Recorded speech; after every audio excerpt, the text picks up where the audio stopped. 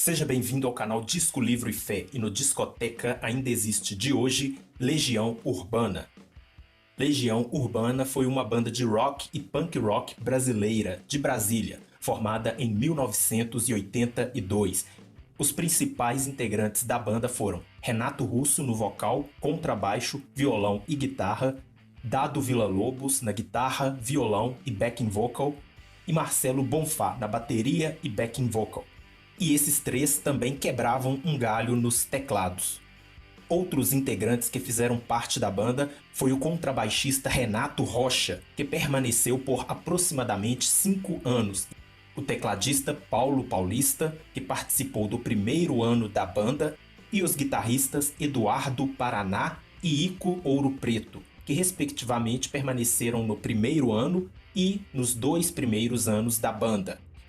O guitarrista Ico Ouro Preto é irmão de Dinho Ouro Preto, líder e vocalista da banda Capital Inicial. Falando de Renato Russo, seu nome na verdade é Renato Manfredini Jr. Renato Russo foi seu nome artístico.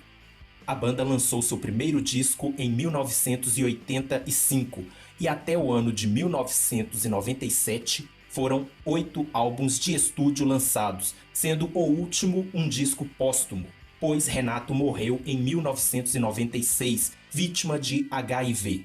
Além disso, lançaram 6 álbuns ao vivo e 2 coletâneas.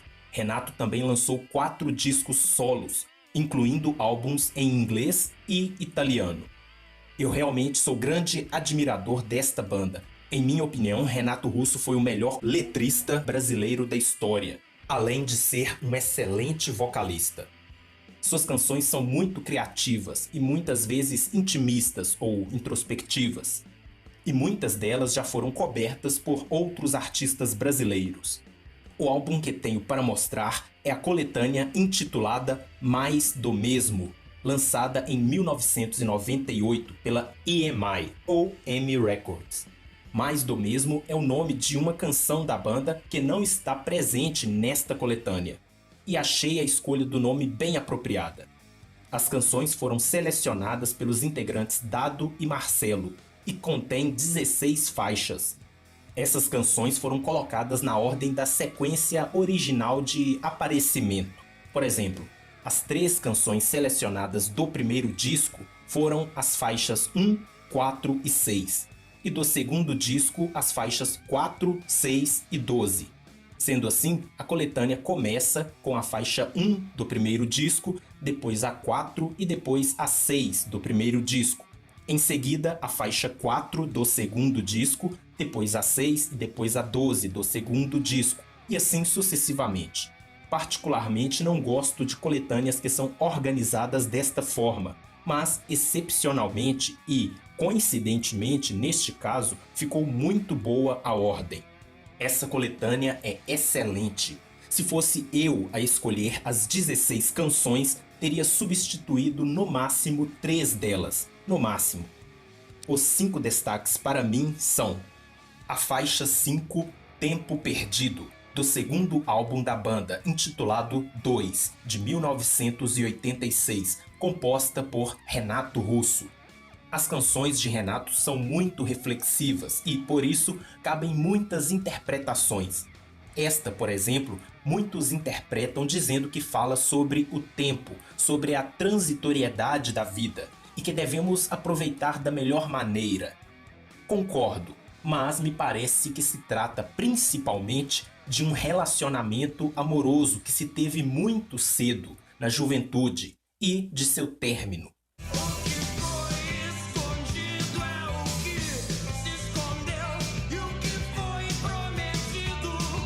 Outro destaque, a faixa 6, Índios, pertencente ao mesmo álbum da canção anterior e composta por Renato Russo. Esta canção tem um som de sintetizador quase hipnotizante e fala sobre a perda da pureza, sobre a maldade, ganância, egoísmo e falsidade humana, fazendo referência à colonização dos portugueses. Quem me dera ao menos uma vez fazer com que o mundo saiba que seu nome está em tudo. Outro Outro destaque é a faixa 8, Faroeste Caboclo, do terceiro álbum da banda, intitulado Que País é Este?, de 1987, e composta por Renato Russo. Esta música tem uma dinâmica muito boa, alternando momentos bem tranquilos e suaves com outros mais pesados, mais agitados. E conta a história de um personagem chamado João de Santo Cristo. Mostra sua vida difícil e sua entrada na criminalidade. O ponto-chave na história, para mim, é que apresenta João de Santo Cristo como alguém que cresceu sem os pais, sem quem lhe desse amor, atenção, sem quem o educasse e o instruísse, o que acabou gerando muito ódio nele desde a infância, acarretando em muitas consequências ruins no decorrer de sua vida.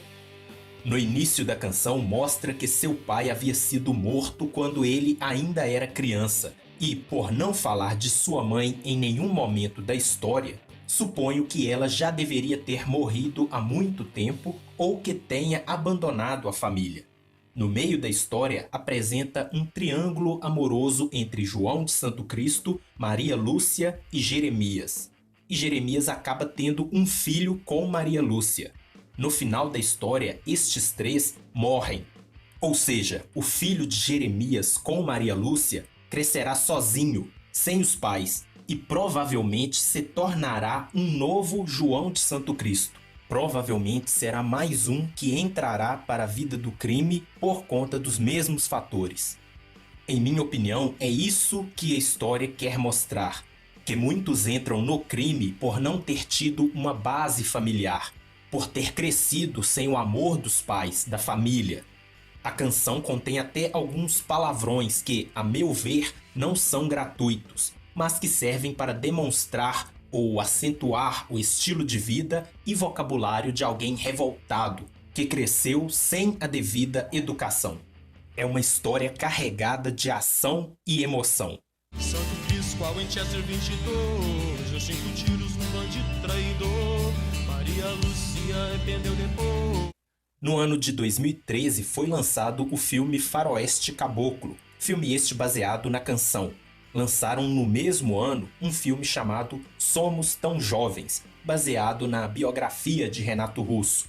E neste ano de 2020 foi lançado o filme Eduardo e Mônica, baseado na canção de mesmo nome. Outro destaque é a faixa 10, Pais e Filhos, do álbum As Quatro Estações, de 1989, que é o quarto álbum da banda. Ela foi composta por Dado Villa-Lobos, Renato Russo e Marcelo Bonfá. Esta canção começa falando sobre uma menina que tirou a própria vida, mesmo sendo alguém com muitos bens materiais. Em seguida, surgem de forma aleatória frases e diálogos comuns que um filho tem com os pais e vice-versa. Mostra também os diversos tipos de relacionamentos familiares e diferentes tipos de lares. E, como diz no refrão, é preciso amar as pessoas como se não houvesse amanhã. Essa frase eu acho que resume toda a canção. Aqui, mais uma vez, vemos uma canção que chama a atenção para a importância da família. Muitos pais passam a vida se esforçando para dar do bom e do melhor para seus filhos, coisas materiais, mas são ausentes, não se esforçam em dar o fundamental, que é o amor. Por isso, muitos tiram a própria vida, pois crescem sem o afeto familiar, mesmo que cercado de bens materiais. É preciso amar as pessoas como se não houvesse amor. Último destaque, a faixa 13, Perfeição, do sexto álbum O Descobrimento do Brasil, de 1993, composta por Dado Villa-Lobos, Renato Russo e Marcelo Bonfá. O eu lírico passa quase toda a canção convidando todos a celebrarem diversas desgraças, diversas catástrofes da vida, como, por exemplo, celebrar os assassinos, os ladrões, celebrar as epidemias, a fome, a inveja, etc. Chegando ao final, ele expõe a ironia, dizendo para celebrarem a estupidez de quem cantou a canção. Óbvio, somente um estúpido mesmo para cantar que devemos celebrar toda essa imperfeição. E encerra a canção trazendo certa esperança para o ouvinte. A meu entender, eu percebo muita influência joanina nesta canção. Quando ele diz frases como "só a verdade me liberta", é difícil não associarmos ao que Jesus disse no Evangelho de João, capítulo 8, versículo 32. "Conhecereis a verdade e a verdade vos libertará." Neste trecho bíblico, Jesus está dizendo que Ele é a verdade. Ele é quem nos liberta de todos os pecados. E a própria canção cita os efeitos do pecado. E outro verso do final da canção diz: "O amor tem sempre a porta aberta." Esta parte me traz à memória pelo menos duas passagens bíblicas. A primeira epístola de João, capítulo 4, versículo 8 e também o versículo 16, que diz que Deus é amor, e a passagem do Evangelho de João, capítulo 10, versículos 9 e 10. Preste bem atenção no que Jesus diz: "Eu sou a porta. Quem entra por mim será salvo. Entrará e sairá e encontrará pastagem. O ladrão vem apenas para furtar, matar e destruir." Que são todas essas desgraças apresentadas na canção. Continuando o versículo: "Eu vim para que tenham vida e a tenham plenamente." Outras versões dizem para que tenham vida plena, ou vida abundante, ou a tenham em abundância. E se você verificar no dicionário, plenitude é o mesmo que perfeição, que é o nome da canção. Isto é, o eu lírico convida todos à vida eterna, a vida perfeita, a vida abundante, a vida plena. O amor tem sempre a porta aberta e vem chegando a primavera. Escreva nos comentários, você gosta de Legião Urbana? Qual o seu álbum e canção preferida? Que a paz seja com você e até o próximo Discoteca Ainda Existe.